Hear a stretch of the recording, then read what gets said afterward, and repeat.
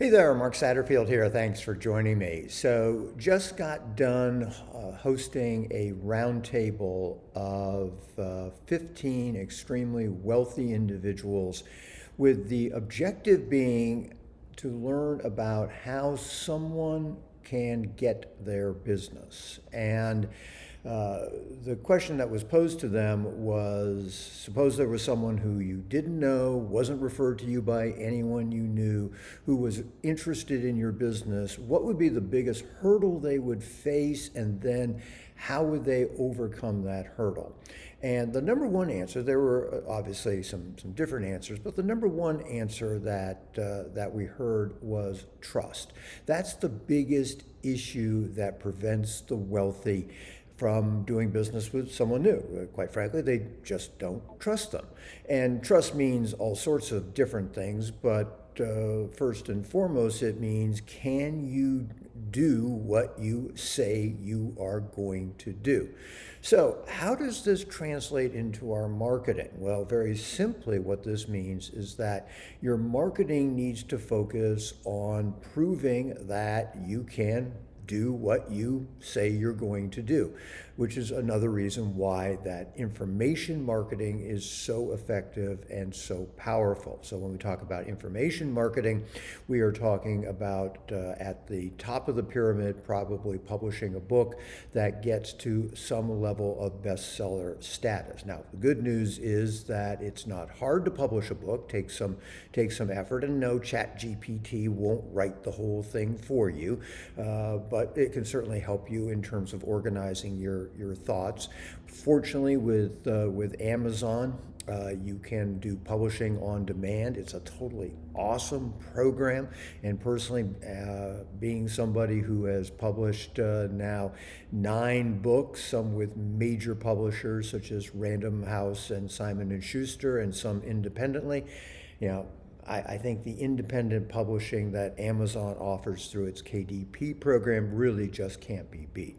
But if you produce a book and then you work hard to get it into the rankings on Amazon or one of the other bestseller lists, that establishes you as an expert in your field. And the expertise is crucial for building trust.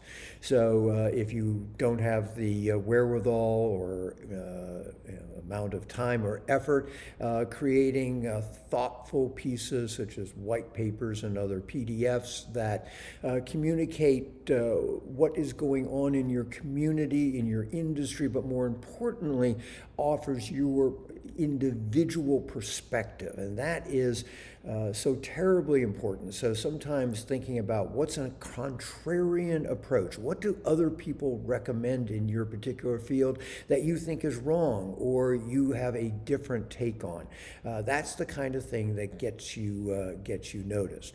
Now, the other part about trust, and this came up in the conversations, is the repetition, is sending out one book will help, one PDF will help, one video will help, but it's the sheer repetition, the ongoing amount of information that goes out, each piece designed to be helpful, to give people some food for thought, to give people an idea, give them something that they hadn't heard before or hadn't thought about recently. And that's how over time you start to build trust. And that is the crucial first step that it takes in terms of building relationships with the wealthy. So I'd like to have you think about your marketing, think about what you're sending out, think about what you could do to be providing more value in terms of your communication. Simple things such as this kind of video, which people will watch, and 99% of the people won't take any action. But most everybody who watches it to the end will go, yeah, okay, that makes sense. That's something to think about. I don't know if I necessarily want to connect with the guy now. I don't know if I necessarily want to hire him. I don't know if I necessarily want to buy anything from him. But yeah, he raises some good points. He seems sincere. He seems to be knowledgeable. He seems to have a focus on on a specific type of problem, yeah, okay, I'll continue to pay attention to him. And then over time, if I'm doing a good job of continuing to send out messages that offer helpful, thoughtful information, yeah, eventually some people will decide that, hey, okay, this is good. I wonder what else this guy has to offer. Maybe I should invest in his products and services. Nothing terribly earth-shattering here, probably nothing that you haven't heard before. But again, the question becomes, to what extent are you doing it?